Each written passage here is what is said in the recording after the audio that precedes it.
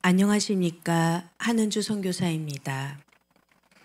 오늘 하루 우리에게 허락된 많은 일들이 하나님이 계획하신 그림의 과정 속에 있는 시간임을 기억하시고 그 일을 행하시는 분, 우리 선하신 하나님이심을 기억하시는 하루가 되길 기도드립니다.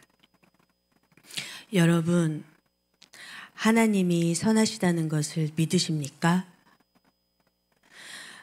그렇다면 하나님이 가장 선하시다라고 믿는 그때가 어느 때이셨습니까? 저는 창세기의 창조의 내용을 묵상할 때 하나님이 정말 선하신 분이구나라는 것을 알게 되었습니다. 첫째 날 빛을 창조하셨죠.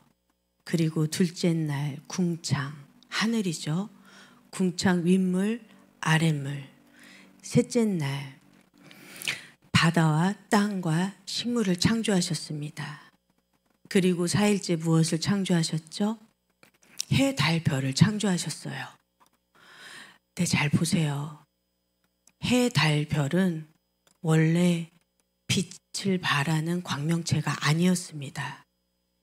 첫째 날에 빛이 있었기에 4일째 해, 달, 별이 빛날 수 있었던 것입니다.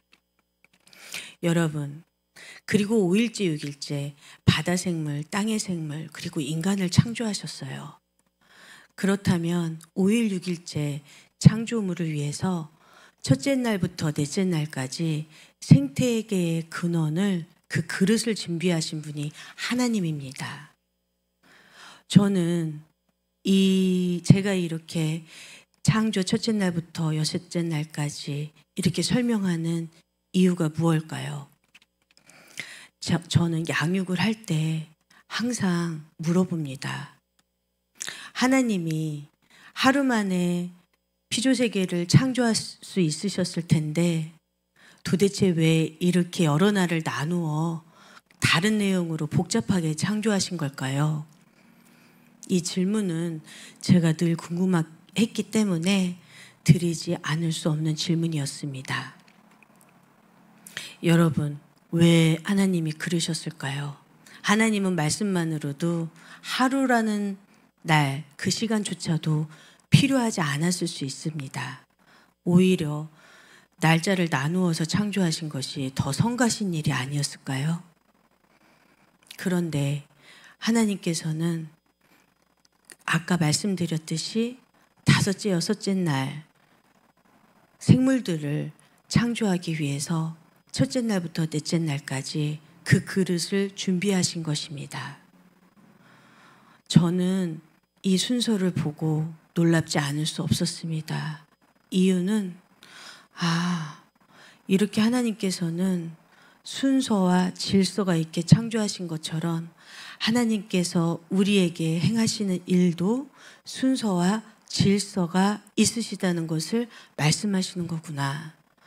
이렇게 불필요한 것 같지만 하나님이 복잡한 것 같지만 이렇게 행하신 그 일 속에는 모두가 그냥 우연이 없고 하나님께 선한 목적과 계획과 이유가 있으시고 그렇게 내가 일하겠다.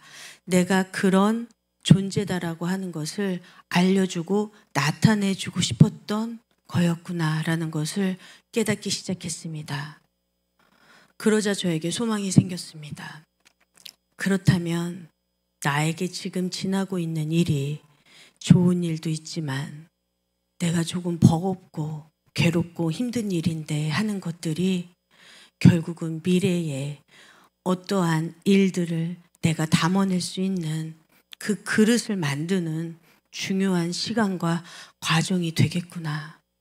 그래, 어쩌면 내가 지금 이렇게 살아내고 있는 이 시간들도 이미 과거에 지나갔지만 나는 지워버리고 싶었던 시간이었지만 그 일들조차도 그 시간들조차도 하나님께서 지금 이 일을 살려내고 있는 시간이 그냥 있는 게 아니라 그 시간이 있었기에 그 시간에 그 그릇을 만들고 있었던 그 과정이 있었기에 지금 이 시간도 나에게 가능한 거구나 라는 것을 제가 깨닫게 되었을 때 감격하고 눈물을 흘리지 않을 수 없었습니다.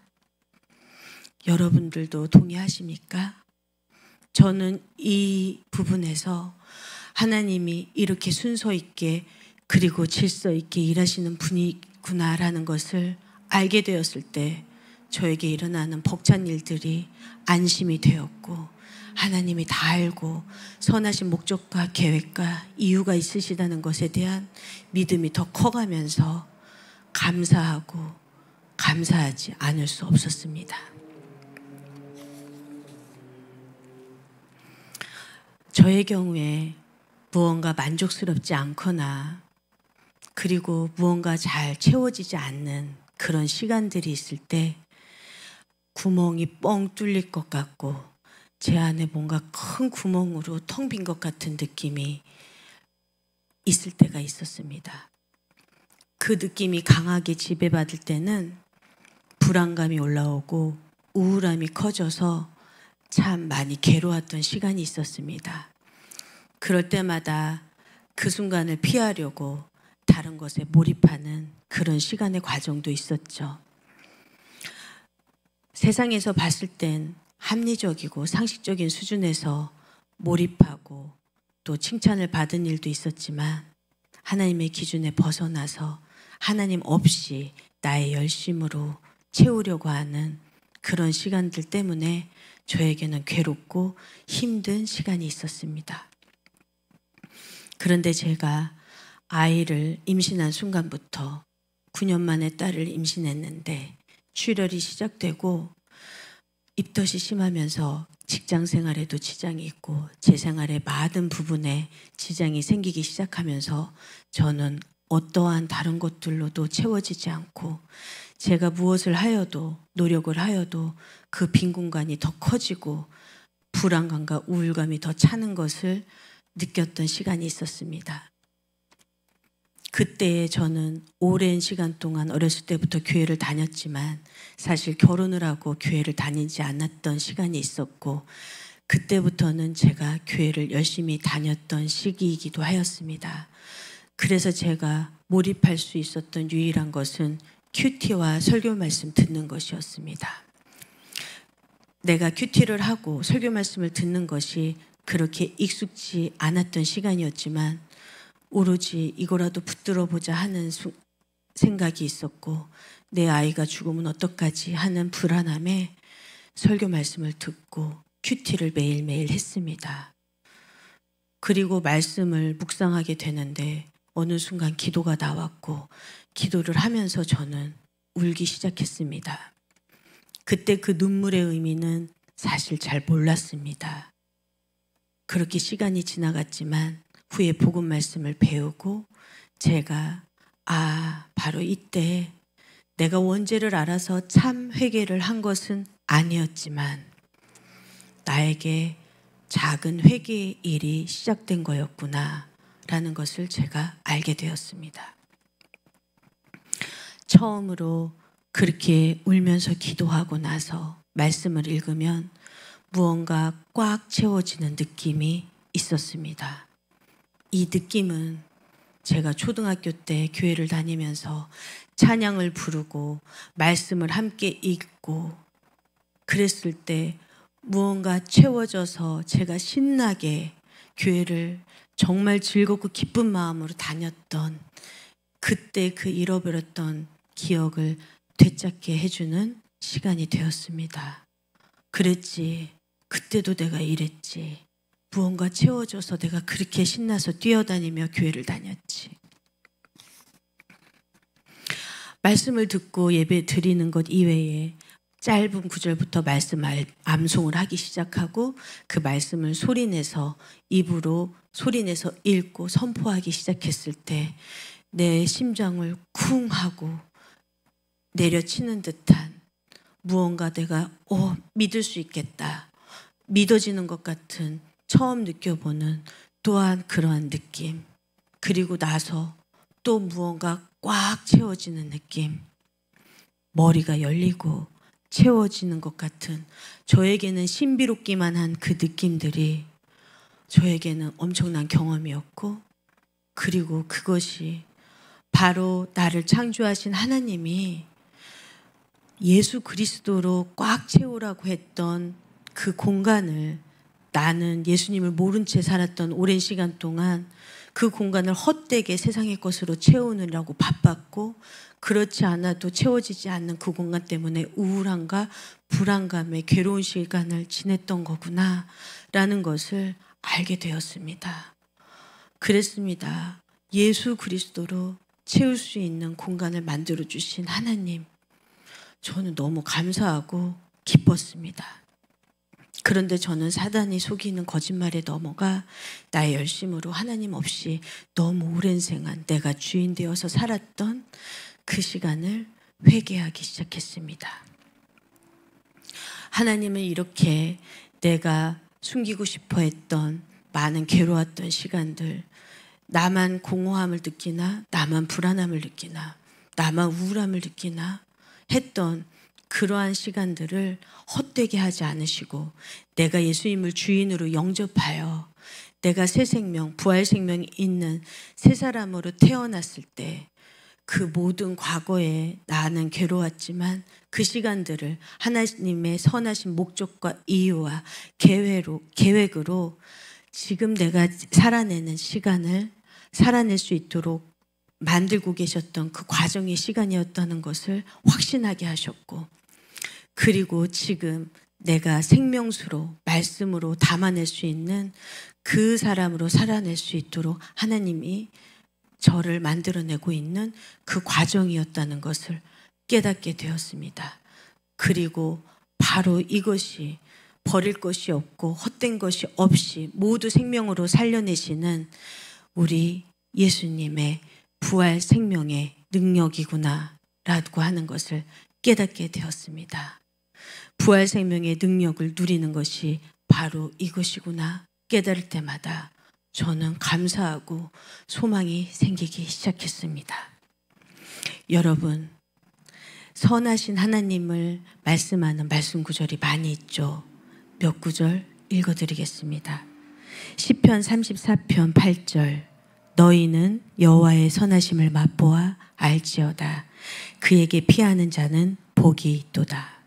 시편 100편 5절, 여호와는 선하시니 그의 인자하심이 영원하고 그의 성실하심이 대대에 이르리로다. 시편 106편 1절, 할렐루야, 여호와께 감사하라. 그는 선하시며 그 인자하심이 영원함이로다. 아멘. 하나님은 참 선하십니다. 이렇게 하나님의 창조의 내용에서 하나님이 순서 있고 질서 있게 일하시는 그 모습 속에서 하나님의 선하심을 발견했고, 그리고 하나님의 그 질서와 순서에 보면 위계의 질서가 있습니다. 하나님은 인간을 사랑하시기에 인간의 권위를 주면서 권위의 순서를 정하셨죠.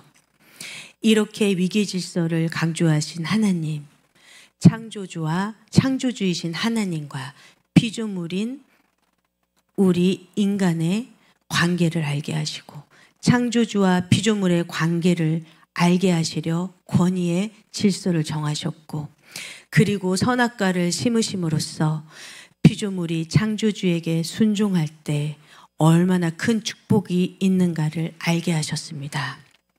그리고 그 이외에 남자를 만드시고 여자를 만드시면서 성의 질서를 세우셨고, 그러고 영적인 질서를 말씀하셨죠.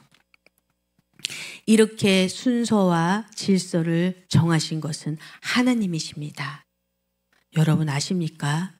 하나님이 창조하고 정하신 이러한 순서와 질서 체계를 무너뜨리려는 악한 영이 있죠. 사탄 마귀입니다. 가정을 보겠습니다. 가정의 기초, 거기에서도 위계 질서를 하나님께서 중요하게 생각하십니다.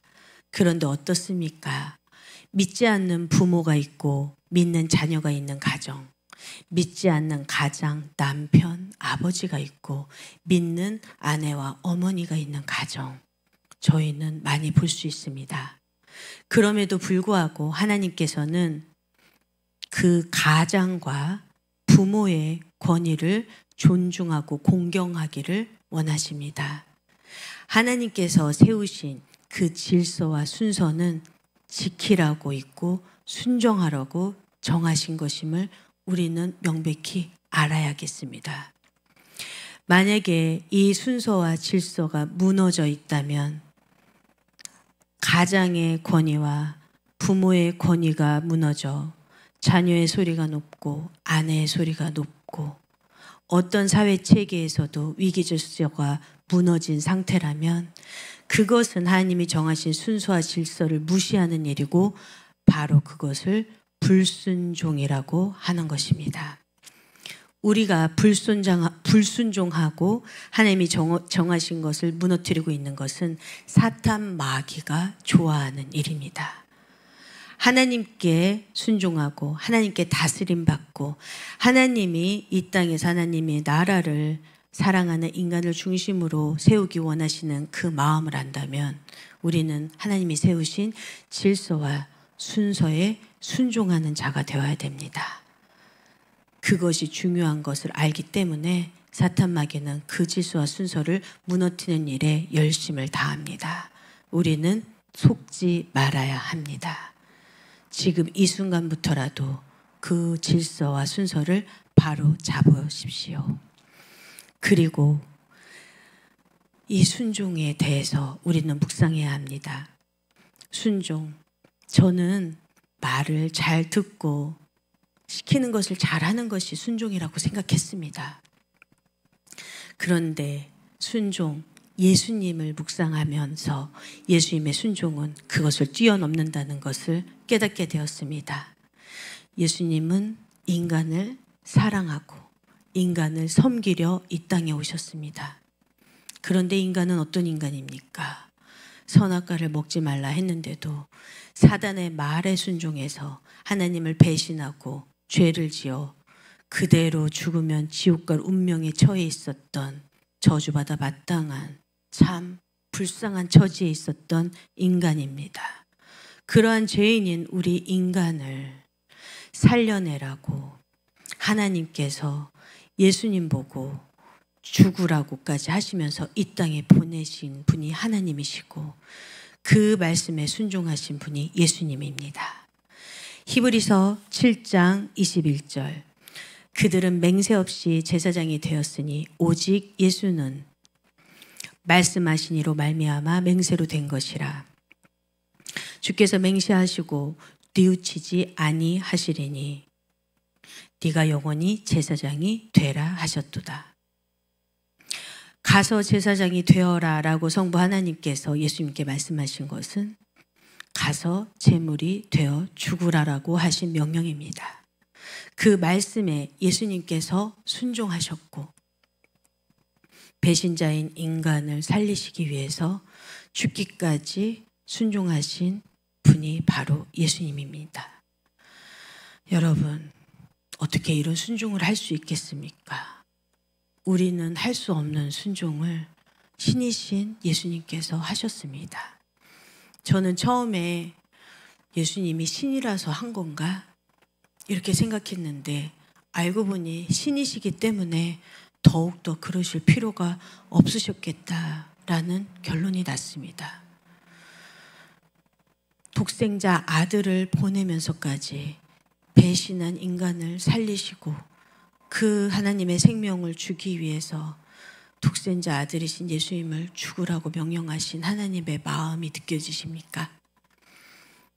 그리고 그 성부 아버지의 말씀에 순종하셔서 인간으로 한 아기로 태어나셔서 인간으로 살으시면서 비천하게 살고 죄인들과 어울리시면서 섬기러 오셨다. 그리고 제사장이 되라 하신 말씀은 제물이 되어 십자가에서 죽으시고 대속하는 그 맹세를 지키시려고 순종하신 예수님의 마음이 느껴지십니까? 이 하나님과 예수님께 마음에는 어떤 마음이 있습니까? 독생자 아들을 보내어 죽기까지 하신 그 하나님의 사랑을 확증하시고 배신자인 인간의 죄의 값을 해결하시려고 예수님을 보내시고 예수님을 죽기까지 하신 그 공의 뒤에 그 사랑을 확증하시려고 하는 하나님과 예수님의 사랑의 마음, 그 마음을 담아서 순종하신 예수님, 예수님의 순종에는 결국 사랑이 있고 그 사랑의 지점에는 십자가가 있습니다. 여러분, 이제 그 사랑이 느껴지십니까? 그 순종은 사랑을 담고 주기까지 한 순종이라고 하는 것이 이제 믿어지십니까? 이런 예수님이 죽고 부활하셔서 부활 생명으로 내 안에 살아계십니다. 그러한 예수님의 생명이 살아계신 내가 이제는 작은 것 하나 그리고 어렵기도 한 순종을 하나씩 할 수 있는 존재가 되었습니다. 그리고 용서라고 하는 것을 할 수 있는 존재가 되었습니다. 너무나 놀랍고 감사한 일이 아닐 수 없습니다. 우리는 매일매일 영적 전쟁을 하고 있죠. 순서와 질서를 무너뜨리려는 마귀와 하나님이 정해놓은 순서와 질서를 순종하려는 하나님을 믿는 자들 간의 영적 전쟁은 매일매일 일어나고 있습니다. 그런데 아십니까? 영적 전쟁이 일어나고 있는 나에게는 괴롭기도 하고 매일매일 힘든 그리고 버겁기도 한 그 일 과정 속에서 우리가 말씀을 정확히 알고 말씀을 믿고 말씀에 따르려는 그 순종의 마음으로 기도하고 말씀을 붙들 때 그 순종할 때 우리는 매일매일 영적 전쟁에서 승리할 수 있는 사람이 될 수 있습니다.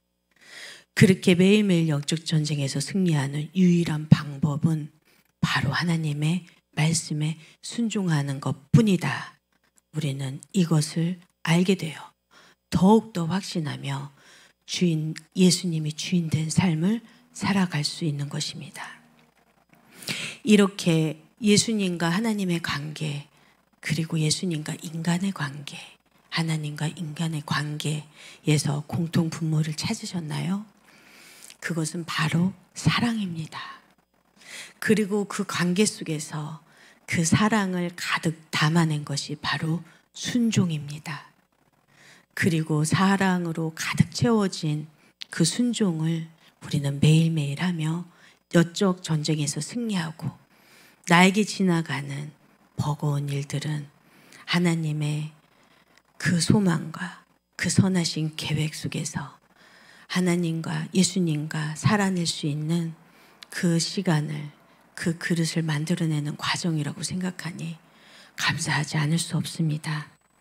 그래서 그 순종을 보여주시고 사랑을 보여주시고 또 겸손을 보여주신 그 예수님의 십자가와 부활이 바로 하나님의 선하신 그 성품을 나타내는 중요한 통로라는 것을 우리는 알게 됩니다.